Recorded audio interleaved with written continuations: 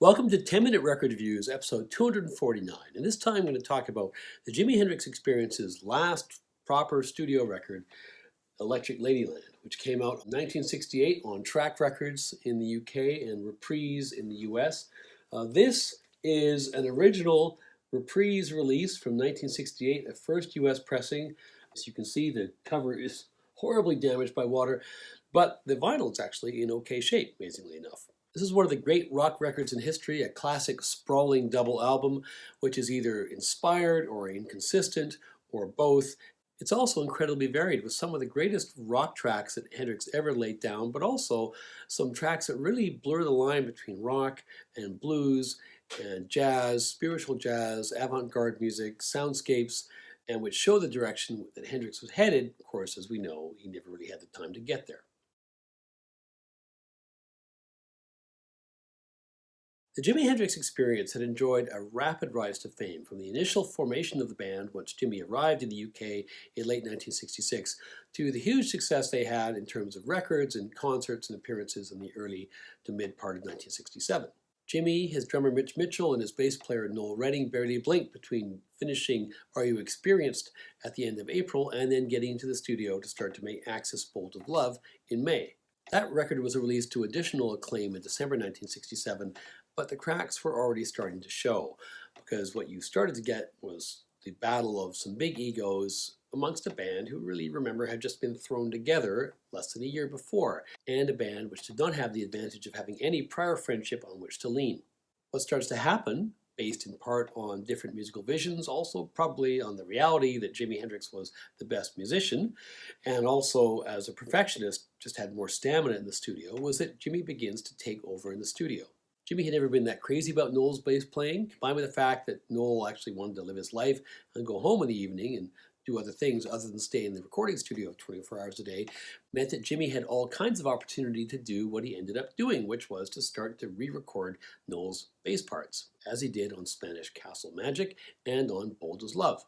Jimi had very distinct ideas about production and very high standards for what he would accept as an acceptable track, and this led him also to clash with their manager and producer, Chas Chandler, who styled himself as the band's Svengali. The net result during the making of Axis is that Jimi is asserting himself behind the mixing board, and the seeds of the breakup were there, but for the moment the band was still hanging together. The sessions for Electric Ladyland start on December the 20th, 1967 at Olympic Studios in London and continue on into January 1968 with Chas Chandler producing. Although the band was regularly performing, there hadn't been much of a break between the recording of the first album and the second album, and now the third, and the same tendencies that Jimi was exhibiting during the recording of Axis are now also showing up on the new album. A good example of this is the recording of All Along the Watchtower, which occurs initially in January 1968, and Jimi is doing dozens and dozens and dozens of takes, and finally Noel gets fed up and walks out. Jimi takes advantage of this fact to then re-record Noel's bass part.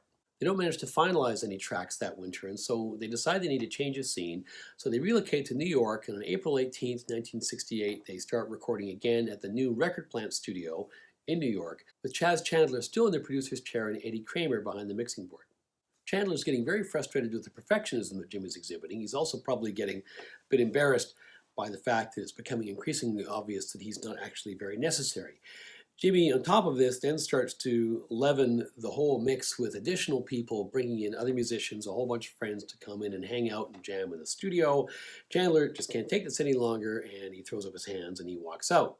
Hendrix was undeterred by this, and probably at this stage was quite glad to have Chandler out of the picture. So now he begins to bring in other musicians, not just to hang out and jam, but actually to perform on the tracks, including Buddy Miles, his old friend from pre-Fame days. Mitch Mitchell rolled with all this, but Noel Redding was finding this upsetting for the same reasons I think that Chandler was finding it upsetting. And he was also kind of checking out, too, at this point. He had his own band by the middle of 1968 called Fat Mattress, and he was spending a lot of time thinking about them. However, despite all these irritations and probably less than ideal circumstances, the album comes together, although you can really hear all the way through all four sides how many different influences and circumstances are true at different points in the recording of these different songs.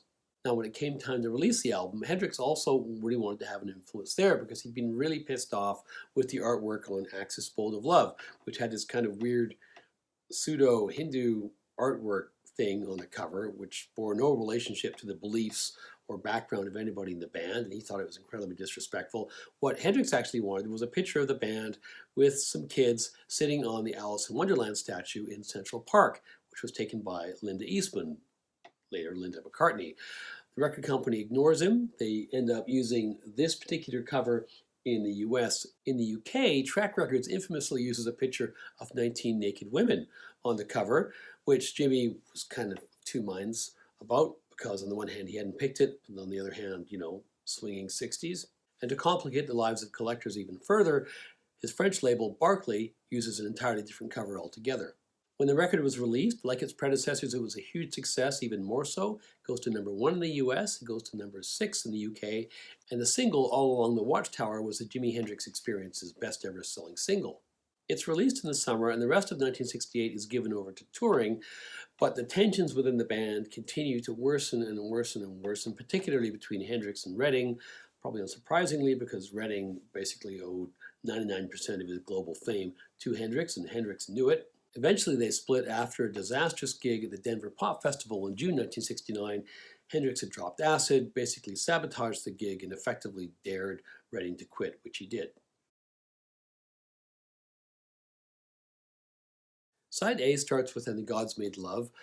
Based on this track, I'm not sure how fulfilling it was. And that segues right into "Have You Ever Been to Electric Ladyland?", which is a pretty good track, although I wouldn't say it necessarily rises too far above the trippier parts of Axis. Then we have the amazing poppy number "Crosstown Traffic." The bulk of the side, however, is reserved for "Voodoo Child," the first take of this song, which is a slow blues. It's got Jack Cassidy on this thunderous bass, and Steve Winwood is playing organ. Pretty cool track. Gotta say, it's basically a precursor to some of the long, ambling, somewhat aimless blues tracks that populate so many of Hendrix's posthumous releases. Side B starts with "Little Miss Strange" by Noel Redding, which is probably sufficient evidence as to why the band was not called the Noel Redding Experience, although it's a pretty good song. It's about 2 or 3 years out of date. "Long Hot Summer Night" is a nice little slab of psychedelia with some very trippy effects in the background vocals.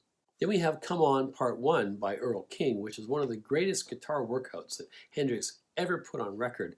Just fantastic. A fat bottom end, the guitar is high in the mix, a great tone, kind of a buzzy amp though. "Gypsy Eyes" is a good example of how Hendrix's rhythm work was often better than his lead work, which of course is much more famous. And then the side closes with "Burning of the Midnight Lamp," which is a good tune, but becomes a bit messy, I think, towards the end. Side C starts with "Rainy Day, Dream Away," basically a jam session from some of the other musicians that Jimmy had brought in. Clearly, they couldn't really find a place to put this in terms of the running order on the records, because this fades out and then you get the second part of the track beginning the next side. Most of the rest of side C is given over to 1983, "A Merman I Should Turn to Be," which I think is one of the greatest accomplishments that Hendrix ever put on any of his records, official releases or posthumous or what have you. Some of the best stoner music ever, and it's followed by "Moon Turn the Tides Gently, Gently Away," which is basically a series of trippy outro sounds. The last side, side D, starts with the second half of the jam session I talked about earlier. This part's called "Still Raining, Still Dreaming." "House Burning Down," which I will think is a track which could easily have fit on the first record. I think this song, as I listen to the lyrics now, is actually about the Watts riots. Then to close the record, we have two absolute triumphs. First of all Along the Watchtower. Arguably the greatest cover tune ever recorded in rock and roll, and clearly I think Jimmy's greatest ever pop song. Then finally "Voodoo Child," slight return, probably his heaviest ever song, "Guitar Heaven." First time I ever spent serious time with this record was in my late teens, and as a young punk or punk wannabe, some of the trippier stuff didn't really resonate with me too much. I wasn't an immediate convert, and I kind of understand why that was, because the direction he was headed in was a direction of self-indulgence, which no posthumous re-editing and remastering of all the jam tapes which happened from that point on can really fully mask. But my recent listenings to this record have underscored how great this music is. This is Hendrix unfettered, and yet not entirely and completely indulged. And this fine balance gives us some truly great, truly heavy guitar music. For me, this is 4.5 out of 5 stars.